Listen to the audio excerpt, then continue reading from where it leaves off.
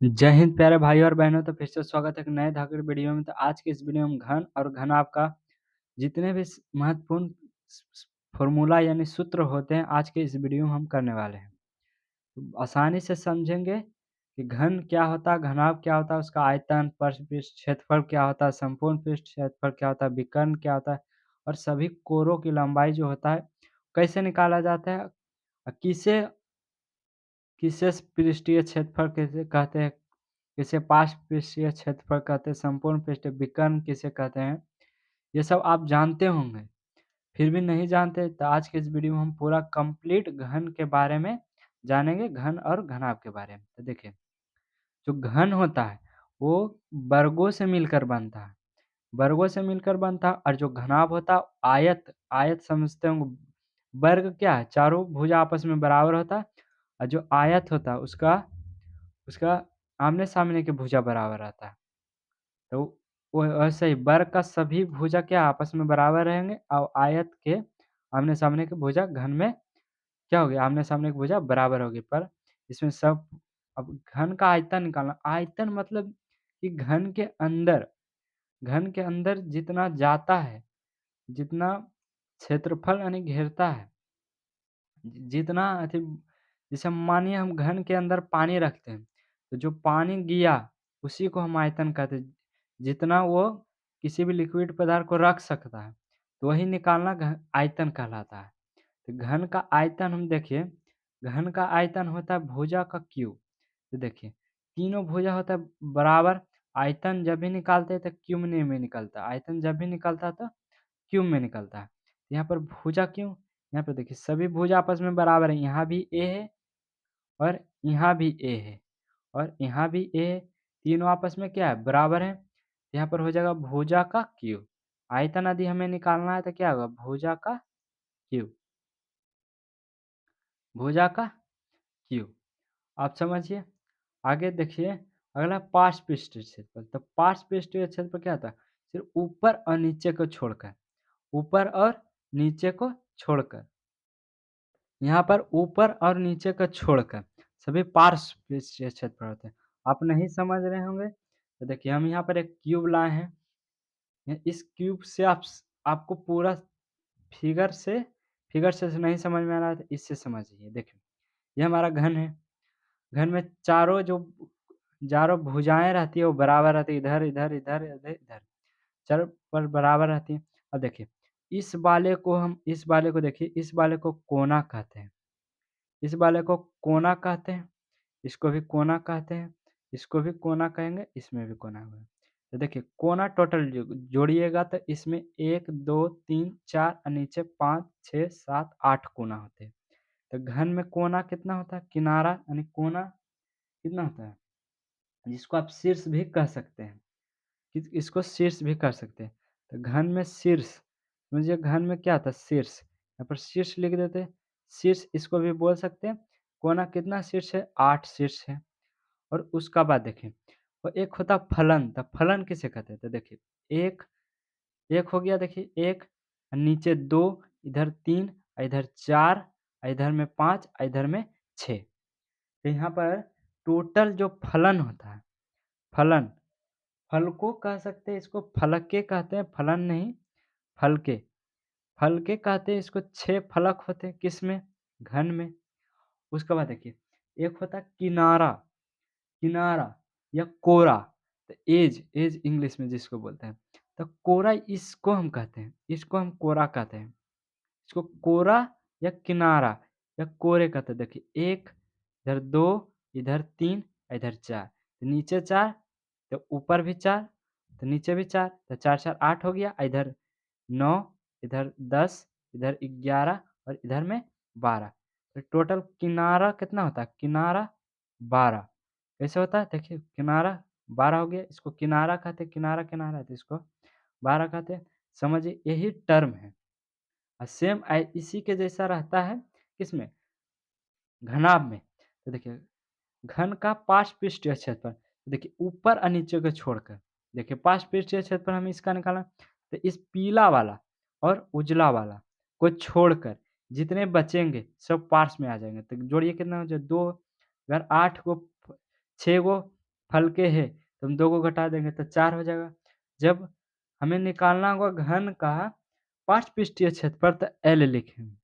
4 लिखेंगे क्योंकि 4 क्यों लिखे? क्योंकि ऊपर-नीचे छोड़ दिए हैं 4 और L इसको लंबाई भी कह सकते हैं A, तो गुना कर देंगे भुजा का स्क्वायर, भुजा का स्क्वायर। भुजा क्योंकि क्षेत्रफल निकालते हैं तो स्क्वायर में हमें आता ही आता है। और देखिए स्क्वायर इसलिए कह रहे हैं क्योंकि हमें उ 2 साइड को छोड़ छोड़ दिए हैं, इसीलिए 4 लिए हैं और गुना भुजा स्क्वायर। अब पूरा यदि निकालना है तो पूरा फल के कितना है 6 और गुना अब भुजा का स्क्वायर कर देंगे।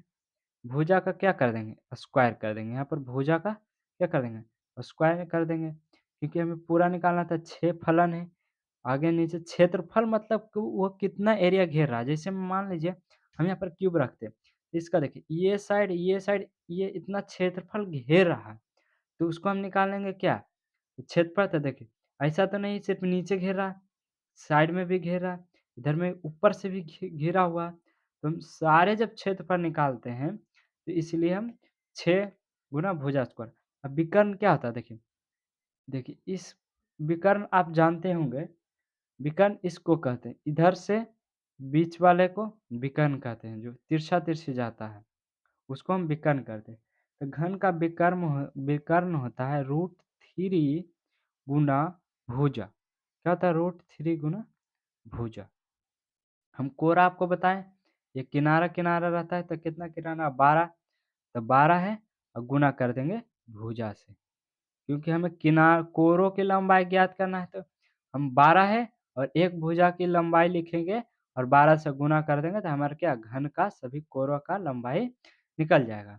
तो चलिए हम घनाभ की ओर बढ़ते हैं, घनाभ में क्या-क्या होता है? तो देखिए, जैसा कि घन में होता है वैसे भी घनाभ में होता है। घनाभ के लिए हम माचिस का एक डिब्बा ले लेते हैं। देखिए ये हमारा माचिस का डिब्बा है, इसको हम घनाभ समझिए। तो देखिए सेम घन की तरह इसमें भी फलन होते हैं, हल्के होते हैं सॉरी, हल्के होते हैं देखिए कितना 1 नीचे 2 इधर 3 इधर 4 इधर 5 इधर 6 इसमें फलन कितने हुए? तो यहाँ पर लिख देंगे फलक, फलके यानी इसको कहते हैं फलके। तो फलक के कितना है हमारा 6 है, यहाँ पर 6 लिख देते हैं और सेम शीर्ष, शीर्ष इसको हम शीर्ष कहते हैं।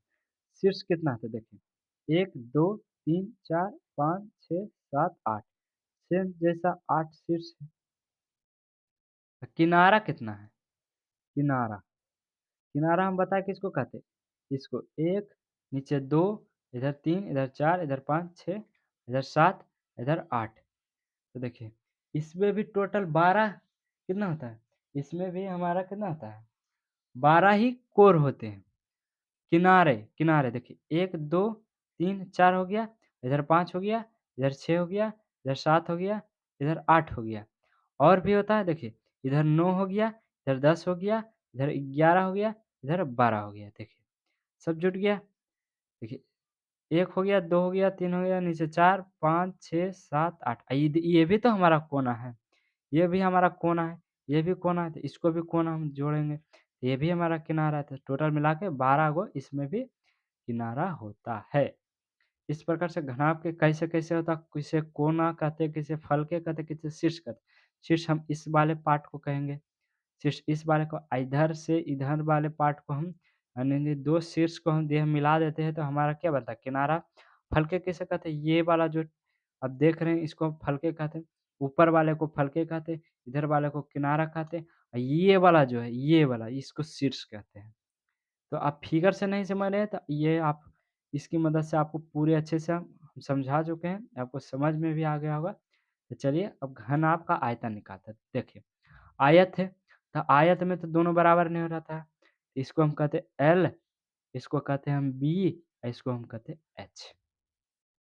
एल माने लंबाई हो गया, बी माने ब्रेथ माने चौड़ाई हो गया, एच माने ऊँचाई हो गया। आप चाहे हिंदी में भी लिख सकते हैं लेकिन एल, बी, एच लिखने से शॉर्ट रहता है, हमें याद रहता है जल्दी। तो घन का आयतन निकालना है तो देखिए, घन का आयतन निकालना है तो क्या होता है, अंदर वाले, अंदर में कितना कोई लिक्विड जमा है, इसको निकालने के लिए हम क्या करेंगे, तीनों का गुणा कर देंगे, उसी हिसाब से आएगा।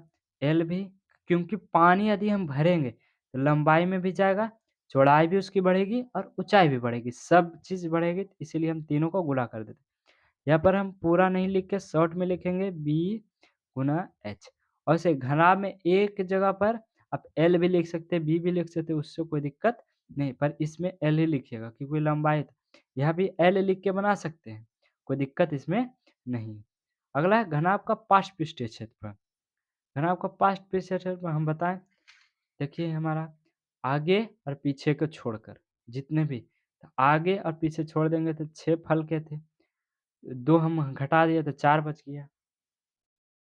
4 बच गया। तो देखिए, जब भी हमें पार्श्व पृष्ठीय क्षेत्रफल निकालते हैं तो यहाँ होगा 2 into L, L plus B into में एच। ये हमारा क्या हो गया? पार्श्व पृष्ठीय क्षेत्रफल हो गया। 2 इंटू एल प्लस बी, क्योंकि इसमें हम आगे और पीछे छोड़े हैं। तो 2 गो एल बचा, आगे पीछे छोड़े तो 2 गो एल बचा और 2 गो बी बचा, पर हाइट एक ही हमारा बचता है। हाइट हमारा एक ही बचता है। आप अलग-अलग भी वक्र बना सकते हो, लेकिन फाइनल रिजल्ट यही आता है। हमारा h सिर्फ़ एगो बचता क्योंकि ऊपर-नीचे छोड़ दिए हैं, तो हमारा h एक ही बचा। उसके बाद घनाभ का संपूर्ण पृष्ठीय क्षेत्रफल। संपूर्ण निकालने के लिए हम क्या करते हैं? लिखते हैं 2 और सबको गुणा कर देते हैं। L को गुणा करते हैं B से, गुणा को 20 को गुणा करते हैं H से, H को गुणा करते हैं H को गुणा करते हैं L से। ये हमें तिरछा लिखा गया क्योंकि स्पेस नहीं है, तो फिर भी आप समझिए 2 into L B into B H into H L. तो देखिए 2 हो गया क्योंकि 2 गो हमें होता है, 2 गो लंबाई होता है। इसमें आप इसकी मदद से समझिए, 2 गो लंबाई होता है।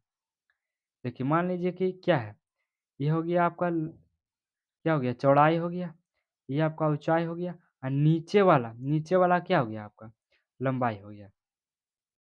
तो देखिए इसमें 2 गो होता है, मान लीजिए हम इसको ऐसे रखते हैं, इसको ऐसे रखते हैं तो ये हमारा क्या हो गया? ऊँचाई हो गया। ये हमारा ऊँचाई हो गया, नीचे वाला लंबाई हो गया और चौड़ाई क्या हो गया? जो नीचे वाला इसको हम चौड़ाई कहते हैं, क्योंकि इसको चौड़ाई कहते हैं। और देखिए, अब इसको नहीं समझ रहे तो सीधे देखिए 2-2 सब होता है, इसलिए हम सबको गुणा कर देंगे।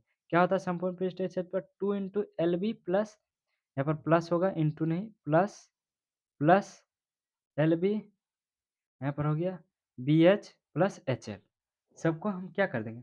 प्लस कर देंगे। यदि हम घन का विकर्ण निकालते हैं, तो घन का विकर्ण निकालने अंडर रूट एल स्क्वायर, क्योंकि सब 2-2 है, B square plus H square. अब कहेंगे इतना सारा फॉर्मूला को याद कैसे करेंगे? तो आप इसको ज़्यादा से ज़्यादा क्वेश्चन की ओर प्रैक्टिस कीजिए, तो आपको पूरा समझ में आएगा। यदि घनाभ का सभी कोरों का लंबाई निकालना है, तो हम नीचे लिख देते हैं 4 into L plus B plus H.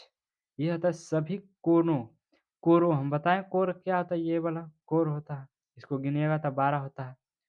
तो अब 4 इतना कीजिएगा तो आपका निकल जाएगा। यही हमारा घन और घनाभ से संबंधित जितने भी इससे ज़्यादा फॉर्मूला आपको से किसी भी एग्ज़ाम में चाहे कहीं किताब में इससे ज़्यादा पढ़ने का नहीं है।